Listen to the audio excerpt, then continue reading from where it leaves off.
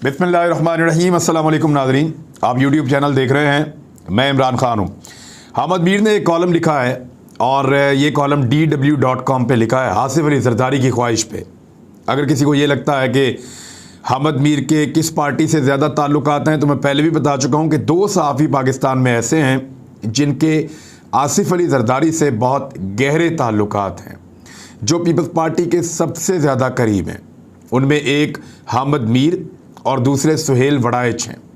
उनकी जो फैमिली के प्राइवेट फंक्शंस हैं, वहाँ तक अगर किसी सहाफ़ी को बुलाया जाता है तो ये 2 लोग हैं, इनके अलावा लोगों को मदऊ नहीं किया जाता। ये बहुत करीबी लोग हैं आसिफ अली जरदारी के। ये किसी की भी सपोर्ट कर रहे हो, कहीं ना कहीं से घुमा के बात जो है वो पाकिस्तान पीपल्स पार्टी की सपोर्ट के ऊपर ज़रूर लेकर आते हैं। ख्वाहिश के ऊपर कॉलम लिखा है कि अब आसिफ अली जरदारी का नाम लिया जा रहा है वज़ीर आज़म पाकिस्तान बनाने के लिए। यानी नून लीग ये कॉलम छपवा रही है, इस तरह की खबरें छपवा रही है कि शहबाज शरीफ साहब वज़ीर आज़म पाकिस्तान बनने वाले हैं इमरान खान को हटाने के बाद। जबकि पीपल्स पार्टी के करीबी सहाफ़ी अब ये भी कहना शुरू हो गए हैं कि आसिफ अली जरदारी को ताकि इररेलेवेंट ना किया जाए, आसिफ अली जरदारी बनने लगे हैं prime minister of Pakistan Imran Khan साहब को हटाने के बाद। लेकिन इस सब के लिए करना क्या पड़ेगा? करना ये पड़ेगा कि सबसे पहले इमरान खान को हटाना पड़ेगा। इमरान खान को हटाने के लिए पाकिस्तान तहरीक इंसाफ के बंदे चाहिए जिनको तोड़ा जाए। उसके बाद इत्तेहादी भी चाहिए जो इमरान खान को छोड़ जाए। जहांगीर तरीन ग्रुप है, शायद वो किसी काम आ सके। जंग ग्रुप ने उसकी बहुत बड़ी खबर चलाई है, जियो ने भी उसकी खबर चलाई है, लेकिन काबिल ज़िक्र स्ट्रेंथ वहाँ मौजूद नहीं थी अरकान असम्बली की, चंद लोगों को छोड़ के। तो जहांगीर तरीन ग्रुप जितना माजी में ताकतवर था, इस वक्त उतना ताकतवर नहीं है। लेकिन कमज़ोर से कमज़ोर चीज़ भी इस वक्त अपोजिशन को ताकत दे सकती है, तो वो हर महाज के ऊपर काम कर रहे हैं। दूसरी जानिब वज़ीर आज़म इमरान खान साहब और उनके लोगों ने भी मुशावरत कर ली है, और वो भी अब अपने इत्तेहादियों के ऊपर और अपनी जमात के अंदर जो लोग नाराज़ हैं उनके ऊपर काम कर रहे हैं। यानी दोनों तरफ महाज इस वक्त गर्म है और घोड़े जो हैं वो अपनी कीमत लगवाने के लिए पर तोड़ रहे हैं कि कौन हमें ज़्यादा फ़ायदा देता है, कौन हमें ज़्यादा अच्छे तरीके से ट्रीट करता है, किससे हम ज़्यादा माल बना सकते हैं, उसके साथ जाकर खड़ा हो जाते हैं। इसमें ऐसा कुछ नहीं है कि ये मुल्क के लिए दुबले होते चले जा रहे हैं, ऐसा नहीं है। मुल्क के ऊपर बड़ी दफ़ा बड़ा मुश्किल वक्त आया है, लोग अपनी अपनी जगह पे अपने अपने फ़ायदे के साथ खड़े रहे हैं। नून लीग जो कभी इस्तीफ़ों से कम पर राज़ी नहीं थी, वो अब क्यों राज़ी हो गई है कि तहरीक अदम एतमाद लाई जाए, एक बहुत बड़ा सवाल है। वो इसलिए राज़ी हो गए हैं कि शहबाज शरीफ, नवाज शरीफ तो पहले ही फंस गए थे, वो पाकिस्तान से बाहर हैं, पाकिस्तान आ नहीं सकते, आएंगे तो गिरफ्तार हो जाएंगे। आने का फ़ायदा क्या? इलेक्शन लड़ नहीं सकते। मरीम नवाज़ इलेक्शन लड़ नहीं सकती। हाँ, मरीम नवाज़ के लिए मैंने आपको एक बात कही थी, मैं उस पर अब भी कायम हूँ कि मरीम नवाज़ साहिबा को एक रिलीफ मिलेगा आने वाले दिनों में, और ये एक डील का हिस्सा होगा। मुक्तदर हल्के जो हैं वो मरीम नवाज़ साहिबा के मामले के अंदर लचक पैदा कर चुके हैं। अब उनको रेस्क्यू किया जा रहा है। मरीम नवाज़ को केस के मेरिट्स नहीं होंगे, लेकिन रेस्क्यू किया जाएगा, और बड़े अच्छे तरीके से ऐसे किया जाएगा कि लगेगा ये कि जैसे सुरखरू होकर निकल रहे हैं। ये आपको आने वाले दिनों में ये चीज़ें साबित होंगी। दूसरी जानिब शहबाज शरीफ साहब का जो केस है, नवाज शरीफ के बाद, मरीम के बाद, अगर शहबाज शरीफ साहब को भी सज़ा हो जाती है और वो नाअहल हो जाते हैं, 18 फरवरी को उनके ऊपर फ़र्द जुर्म आयद की जाएगी, हमजा शहबाज पर भी। सलमान शहबाज पहले ही मफरूर है, तो ऐसी सूरत हाल में इस ख़ानदान के लिए मुश्किलात बहुत ज़्यादा बढ़ जाएंगी। शहबाज शरीफ ये चाहते हैं कि इमरान खान के अलावा कोई भी वज़ीर आज़म हो, अगर वो खुद हो तो बहुत अच्छी बात है, वो खुद ना हो तो आसिफ अली जरदारी हो। जरदारी साहब वज़ीर आज़म भी बन जाएंगे, PMLN के ऊपर बोझ भी नहीं आएगा, और PMLN अगले इंतखाबात के लिए अपने आप को तैयार भी कर लेगी, और जरदारी साहब की मदद से वो मुमकिन है कि अपने केसेस को ख़त्म कर लें या अपना कोई और बंदा वज़ीर आज़म बना लें। तो ये सारे पर तोड़ रहे हैं, लेकिन किसी के पास इस बात का जवाब नहीं है कि इमरान खान को जब निकाला जाएगा तो फिर वो क्या करेंगे। बयान तो दे रहे हैं कि हेलमेट पहन के जाएं पब्लिक के अंदर, पब्लिक आपके साथ नहीं खड़ी होगी, पब्लिक आपको नहीं। अगर 30-35 साल की कोशिशों के बाद, 35 साल आजमाने के बाद पब्लिक नवाज शरीफ साहब के साथ खड़ी हो सकती है, पीपल्स पार्टी के साथ खड़ी हो सकती है, फजल रहमान की 40 साल सियासत के बाद उनके साथ खड़ी हो सकती है आजमाने के बाद, तो फिर वो इमरान खान के साथ खड़ी क्यों नहीं हो सकती? अभी तो 3-3.5 साल हुए हैं इनको, और उनकी पब्लिक में मकबूलियत है, ये 18 फरवरी से आपको पता चलना शुरू हो जाएगा। चंद सवालात है, अगर इमरान खान को हटाना है, एस्टेब्लिशमेंट अगर इसके अंदर मुलव्वस है, तो फिर कौन आ रहा है? किसको ला रहे हैं? क्या उनको ला रहे हैं जो थोड़े अरसे पहले तक एस्टेब्लिशमेंट को, फौज को, इदारों को गालियां दे रहे थे? उनमें से किसी को चुना जाएगा। IMF पर बड़ी तनकीद की गई उसके साथ मामलात पर। क्या IMF के साथ मुआहदा आने वाली हुकूमत ख़त्म कर देगी? बड़ा सवाल है ना। अगर तो इमरान खान की जिन चीज़ों पे तनकीद हो रही है वो यही है ना कि महंगाई बहुत ज़्यादा हो गई है, IMF के साथ मुआहदा ख़त्म किया जाए, तो क्या आने वाली हुकूमत तेल के ऊपर, पेट्रोल पे सब्सिडी देगी? क्या इतने पैसे मौजूद हैं? क्योंकि आलमी मंडी में तेल महंगा है, कोई भी हुकूमत सस्ता नहीं बेच पाएगी। इमरान खान ने जो टैक्सेस ख़त्म कर दिए हैं, आने वाली हुकूमत को शायद लगाने पड़ जाए, ये तेल और महंगा हो जाएगा। फिर IMF के साथ क्या मुआहदा ख़त्म कर देगी आने वाली हुकूमत? जवाब है वो नहीं कर पाएंगे। स्टेट बैंक को जो खुद मुख्तारी दी गई है, वो मुआहदा ख़त्म कर देगी आने वाली हुकूमत? ये कानून जो कानून साजी हुई है, जवाब है कि नहीं करेगी, क्योंकि ये सब मिलकर इसको लेकर आए हैं। और क्या अपोजिशन के ऊपर जो केसेस हैं वो एकदम ख़त्म हो जाएंगे? ये बहुत बड़े बड़े सवालात हैं, इनके जवाब किसी के पास नहीं है। और इमरान खान के अपने घर जाके बैठ जाएंगे, ये भी एक बड़ा सवाल है। नहीं, वो इनके गले पड़ जाएंगे। वो पहले अंदाज़ा कर लेंगे कि उनके पीछे कौन कौन आया था और किस किस ने उनके साथ धोखा किया है, और इसको एक पॉलिटिकल शहादत के तौर पे लिया जाएगा। जैसे अगर किसी को निकाला जाए और किसी के साथ ज़्यादती की जाए तो उसको पॉलिटिकल फ़ायदा होता है, चाहे ज़्यादती हो चाहे ना हो। अगर वो ये तासुर भी बना ले कि मुझे ज़बरदस्ती निकाला गया, जैसे कि नवाज शरीफ ने बना लिया था, तो उनको उसका पॉलिटिकल फ़ायदा हुआ था। तो सोचिए इमरान खान को कितना पॉलिटिकल फ़ायदा होगा। ये भी एक एंगल है जिसके ऊपर सब लोग सोच रहे हैं, बहुत सारे लोग इस पर बात कर रहे हैं। अपोजिशन को तो सिर्फ ये नज़र आ रहा है ना हमारे केसेस जान छूट जाए, तो जो बाकी लोग हैं जिन्होंने इसमें फैसले करने हैं, उनको और भी बहुत सारा कुछ नज़र आ रहा है। नून लीग कहती है शहबाज शरीफ आ जाएंगे वज़ीर आज़म, पीपल्स पार्टी कहती है आसिफ अली जरदारी आ जाएंगे वज़ीर आज़म, फजलुर रहमान साहब MNA नहीं है, वरना उनकी पार्टी कह रही होती है कि फजलुर रहमान साहब वज़ीर आज़म पाकिस्तान बनकर आ रहे हैं। और मुमकिन है कि अगर इमरान खान साहब को हटाने में ये लोग कामयाब होते तो शायद फजलुर रहमान साहब को वज़ीर आज़म पाकिस्तान बना भी देते।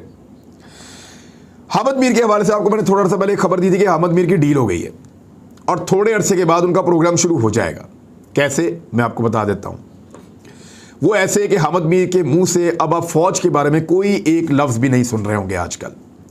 वो फ़ौज के ऊपर जिस तरह माजी में खुलकर तनकीद कर रहे थे, अब नहीं कर रहे होंगे। हामिद मीर ने अपने इंटरव्यू में खुद कहा था माजी में कि मेरे ऊपर पाबंदी इमरान खान ने नहीं लगाई और ना इमरान खान इसके पीछे हैं, मेरे ऊपर पाबंदी कुछ ताकतवर हलकों ने, एस्टेब्लिशमेंट ने लगवाई है। यानी फ़ौज का कह रहे थे कि फ़ौज ने मेरा प्रोग्राम बंद करवाया, ये हामिद मीर का कहना था।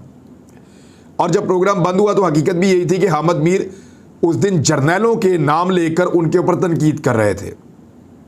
हामिद मीर ने लाइन क्रॉस की, बड़ी बदतमीज़ी की जर्नैलों के मामलात के अंदर, फ़ौज के मामलात के अंदर बहुत ज़्यादा बदतमीज़ी की, और उसके बाद एहतजाज किया गया फ़ौजी हलकों में।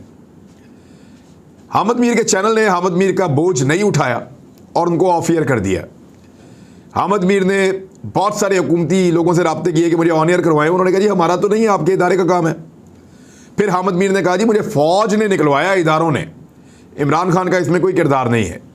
लेकिन अब वो उसी इदारे का, फ़ौज का, कहीं पे कोई नाम नहीं ले रहे। अब हामिद मीर की डील हो चुकी है और माफ़ी तलाफ़ी भी हो चुकी है।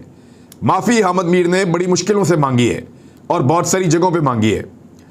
वो माफ़ी मांगने के बाद अब हामिद मीर का प्रोग्राम कुछ अरसे के बाद दोबारा शुरू हो जाएगा।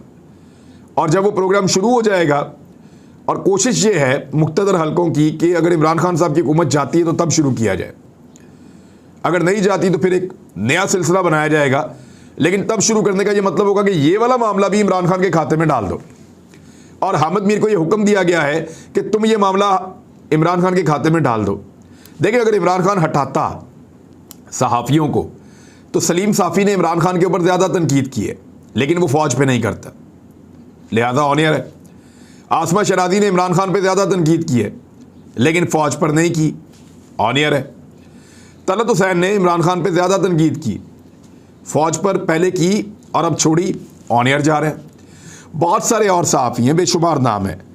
हफीज़ुल्लाह नियाज़ी हैं, इमरान खान साहब पे तनकीद करते हैं, फ़ौज पे नहीं करते, ऑन एयर है। और बहुत सारे लोग। हामिद मीर ने इमरान खान पे तनकीद उतनी ज़्यादा नहीं की, तनकीद की फ़ौज के ऊपर। ऑफ एयर है तो हामिद मीर ने खुद भी कहा कि मुझे फ़ौज ने ऑफ एयर करवाया था, लेकिन अब उन्होंने अपना पैंतरा बदल दिया है। एक इंटरव्यू दिया उन्होंने एक यूट्यूब चैनल को, नया दौर, और वहाँ हामिद मीर ने कहा कि मुझे तो निकलवाया था इमरान खान ने, मेरे ऊपर जितना जुल्म हुआ है वो किया है इमरान खान ने, और इसका बदला जो है वो अल्लाह इनसे लेगा। और अब वो सारा का सारा मुद्दा उठा के अपने ऑफ एयर होने का और अपनी इस सहाफ़त के अंदर जो उनको नुकसान हुआ, जिस तरह का उन्होंने फ़ौज के बारे में बदज़बानी की थी, अब उसका सारा एलिगेशन उठा के हामिद मीर ने डाल दिया है इमरान खान के ऊपर। तो यहाँ पे भी एक डील हो गई है। गौर करें, फ़ौज को, इदारों को अपोजिशन भी अब टारगेट नहीं कर रही, PMLN भी नहीं कर रही, पीपल्स पार्टी बहुत अरसे पहले से नहीं कर रही, फजलुर रहमान भी नहीं कर रहे। अब ये सारे फ़ौज को टारगेट करना छोड़ चुके हैं, सारे अब इमरान खान को टारगेट कर रहे हैं। पहले ये सारे फ़ौज को कर रहे थे। ज़रा समझे इस बात को, इसको ज़रा सोचिए ठंडे दिमाग से। हामिद मीर भी कुछ अरसे में ऑन एयर आ जाएंगे, मरीम नवाज़ का केस ख़त्म हो जाएगा, शहबाज शरीफ साहब के साथ प्रॉब्लम बड़ा सीरियस है, और वो यही है जो मैंने आपको बताया कि उनका केस, और जुमे वाला दिन है गालिबन जब ये केस 18 फरवरी को लगने वाला है। एक और ख़बर है मेरे पास, और ये इंडिया से है। कर्नाटक का जो हाई कोर्ट है उसने तालिबात को हिजाब और मजहबी लिबास पहनने से रोक दिया है। यानी हाई कोर्ट ने अपना फैसला दे दिया है। इंडियन अखबार हिंदुस्तान टाइम्स ने इसको छापा है। चीफ जस्टिस हैं हाई कोर्ट की रीतू राज अवस्थी, और जस्टिस कृष्णा एस डिक्शित और जस्टिस JM खाजी, इन्होंने एक जो लार्जर बेंच था बुध के रोज़ उसको भेजा गया था मामला। तो इन्होंने कहा जी कि कर्नाटक हाई कोर्ट ने जुमेरात के रोज़ तालिबात को केस के हतमी फैसला होने तक हिजाब और मजहबी लिबास पहनने से रोक दिया है। मुकदमे की आइंदा समाअत पीर को होगी। यानी उन्होंने कहा जी कि जब तक हम समाअत कर रहे हैं आप हिजाब ना पहने। हालांकि ये भी कह सकते थे कि जब तक हम समाअत कर रहे हैं तब तक ख़वातीन को, बच्चियों को हिजाब आप पहनने दें, लेकिन उनका फ़ैसला किस तरफ जाएगा, काफ़ी चीज़ें समझ आ रही हैं। भारतीय सुप्रीम कोर्ट ने ये केस सुनने से इनकार कर दिया है। इन बच्चियों के वकील ने जाके सुप्रीम कोर्ट से रुजू किया था, उन्होंने कहा जी वहीं हाई कोर्ट में जाएं, हम ये केस ही नहीं सुनते। इंडिया में इस वक्त ये सबसे ज़्यादा हाईलाइटेड केस बन चुका है। अफ़गानिस्तान के अंदर तालिबान ने भी इसके ऊपर बात की है। मुंह तोड़ जवाब देने वाली मुसलमान लड़की मुस्कान खान के बारे में उन्होंने ट्वीट किया कि भारत में हिजाब के लिए मुसलमान लड़कियों की जद्दोजहद ने वाज़े कर दिया कि अरबी, ईरानी, मिस्री या पाकिस्तानी सकाफ़त नहीं बल्कि इस्लामी इक़दार है। दुनिया भर ख़ास तौर पर सेकुलर ममालिक में मुसलमान ख़वातीन हिजाब का मुख्तलिफ़ अंदाज में दिफा कर रही हैं। तस्वीरें भी शेयर की और मुस्कान की, और हैशटैग में मुस्कान भी उन्होंने लिखा, तालिबान के तर्जुमान ने। दूसरी जानिब एक और ख़बर आई, और ये अजीब खबर है। ये एक खबर से ही मामला शुरू होता है हमेशा। खबर कह रही है कि भारत का झंडा भी बदलने वाला है। सऊदी अरब का तो मैंने आपको बताया था। मुझे ये खबर के ऊपर यकीन नहीं आ रहा, लेकिन रियासत कर्नाटक के वज़ीर पंचायत ईश्वराप ने मीडिया से गुफ्तगू करते हुए कहा कि राम के ज़माने में, जो उनका भगवान राम है, भगवान राम के ज़माने में 3 रंगों के झंडे का कोई वजूद नहीं था। राम का झंडा ज़ाफ़रानी रंग का था, नारंगी या जिसको आप ऑरेंज कलर कहते हैं, और एक वक्त आएगा कि भारत का कौमी परचम भी ज़ाफ़रानी रंग का होगा। ऐश्वर्या आपने कहा कि माजी में राम मंदिर बनाने की जब बात हुई थी तो लोग मजाक उड़ाते थे, और आज वो मंदिर बन रहा है। यानी जो लोग कह रहे हैं झंडा नहीं बदल सकता, वो याद रखें कि राम मंदिर के मामले पे भी लोग मजाक उड़ाते थे, अब वो मंदिर बन रहा है।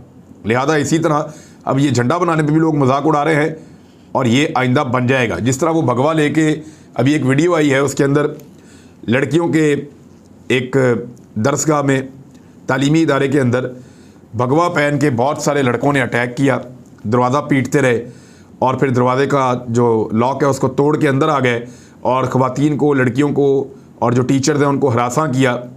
तो ये सूरत हाल इंडिया के अंदर लगातार चल रही है, जिसको इंडियन गवर्नमेंट रोक नहीं पा रही। इंडिया आइन के लिहाज से, अपने कॉन्स्टिट्यूशन के लिहाज से एक सेकुलर मुल्क है। उनको ये बात समझनी पड़ेगी कि वो मुल्क सबके लिए है, और अगर वो इस तरह का इम्तियाजी सलूक रखेंगे तो अक़लियतें उनसे दूर होती चली जाएंगी, और इसका अल्टीमेट नुकसान दुनिया की सबसे बड़ी दूसरी आबादी वाले मुल्क भारत को होगा, किसी और को बाहर नहीं होगा। तो नाज़रीन, अब तक के लिए इतनी खबरें। अपना ख्याल रखिएगा, अपने इस चैनल का भी। अल्लाह हाफिज़।